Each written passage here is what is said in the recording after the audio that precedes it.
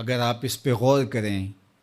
تو آداب معاشرت کا خلاصہ ہے یہ حدیث۔ آقا کریم نے ارشاد فرمایا اتنی دیر تک کوئی شخص کامل مومن نہیں ہو سکتا جب تک وہ اپنے مومن بھائی کے لیے وہ پسند نہ کرے جو اپنے لیے پسند کرتا ہے۔ ایک اچھا معاشرہ تشکیل دینے کے لیے آپ کو کوئی رہنما اصول چاہیے گا تو اس سے بہتر آپ کو کوئی اصول نہیں ملے گا۔ اپنے لیے بہرحال بندہ بہتر ہی چاہتا ہے، تو جب وہ اس مزاج میں ڈھل جائے کہ میں اپنے مومن بھائی کے لیے، اپنے معاشرے کے دوسرے افراد کے لیے بھی وہی چاہوں گا، تو پھر مجھے بتاؤ کہ معاشرے کے اندر پھیلتی ہوئی روحانی بیماریاں، حسد، حقد، بغض، کینہ، نفرت، ایک دوسرے کو نیچا دکھانا، تکبر، رعونت، غرور، یہ ساری چیزیں یہ کہیں آپ کو نظر بھی نہیں آئیں۔ صرف اسی حدیث کو اپنا امام بنا لیا جائے اور اپنا منشور حیات مان لیا جائے۔ محمد بن حنفیہ رضی اللہ تعالیٰ عنہ حضرت علی المرتضیٰ رضی اللہ تعالیٰ عنہ کے فرزند ہیں، لیکن حضرت سیدہ فاطمہ الزہرا سلام اللہ علیہا سے نہیں ہیں، اور حضرت امام حسن رضی اللہ تعالیٰ عنہ حضور علیہ الصلوۃ والسلام کے نواسے، تو بھائی آپس میں، تو دونوں میں کسی معاملے میں شکر رنجی ہو جاتی ہے۔ شکر رنجی، جس رنج میں مٹھاس ہو، شکر ہو، میٹھی ناراضگی، کوئی بغض حسد پہ مشتمل ناراضگی نہیں۔ تو حضرت محمد بن حنفیہ ایک دن بیٹھے تو سوچا کہ وہ میرے عمر میں بھی بڑے بھائی ہیں، اور پھر دوسری بات یہ ہے کہ وہ رسول خدا کی بیٹی کے بیٹے ہیں، ان کا یہ اعزاز ہے، بہرحال مجھے تو یہ اعزاز نہیں ہے، پھر جوانان جنت کے سردار بھی ہیں، تو میں ان سے ناراض ہوں، وہ میرے سے ناراض ہیں، تو بات بھی کوئی اتنی خاص نہیں، تو اب دن بھی 3 گزر رہے ہیں، چلو میں ان کو راضی کر لیتا ہوں۔ تو گھر سے نکلے ان کو راضی کرنے کے لیے، تو واپس آ گئے راستے سے، کاغذ لیا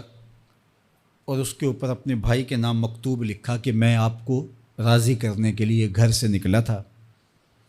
لیکن راستے میں مجھے حضور علیہ السلام کا فرمان یاد آیا کہ جب 2 مومن بھائی آپس میں کسی معاملے میں الجھ جائیں، ناراض ہو جائیں، تو جو صلح میں پہل کرے گا وہ جنت میں بھی پہلے جائے گا۔ تو میں تو یہ گوارا نہیں کرتا کہ آپ سے پہلے جاؤں، تو میں ناراض ہوں، آپ آئیں اور مجھے منائیں۔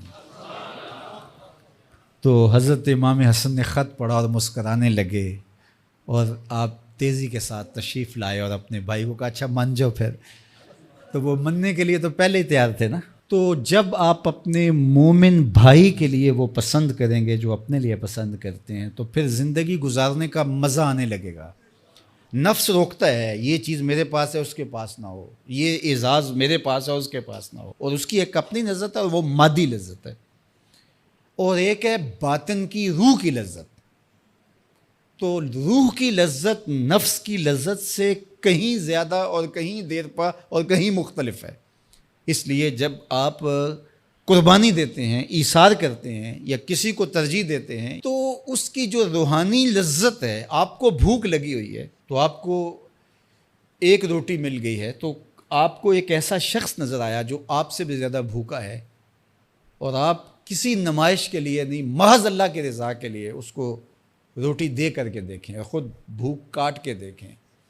وہ مرغن کھانوں میں سرور نہیں آئے گا جو اس بھوک میں لطف آپ کو آئے گا۔ تو حضور علیہ السلام کا یہ فرمان اپنے عمل کا حصہ بنا لیں،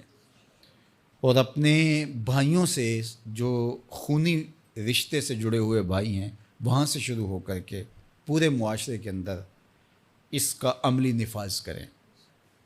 آپ کو اتنا سرور آئے گا اور باطن میں اتنا نور آئے گا،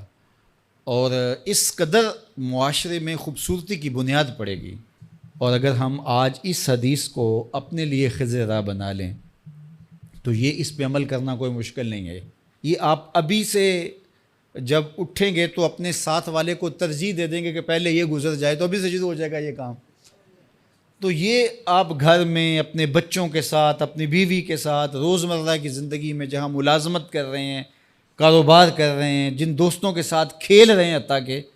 تو یہ وہ چیز ہے کہ اس کا آغاز عمل سے پہلے سوچوں سے شروع ہو جاتا ہے۔ کہ آپ کسی کے لیے اچھا سوچنا شروع کر دیں. جو اپنے لیے سوچتے ہیں وہ اپنے بھائی کے لیے بھی سوچیں. ہمارے بزرگ فرمایا کرتے تھے کہ کسی کے ساتھ دوستی کا ایک حق یہ بھی ہے کہ اس کی آخرت کے لیے سوچا جائے کہ یہ میرا دوست ہے تو دنیا میں میرے ساتھ ہے تو حشر میں بھی جنت میں میرے ساتھ ہو. تو اس کی ہدایت کے لیے اگر نماز نہیں پڑھتا تو اس کو نماز کی طرف لے کر آئیں. اگر اس کے معاملات کے اندر خرابیاں ہیں تو ان کو دور کرنے کی کوشش کریں اور اس کو آہستہ آہستہ اچھائی کا خوگر بنا لیں.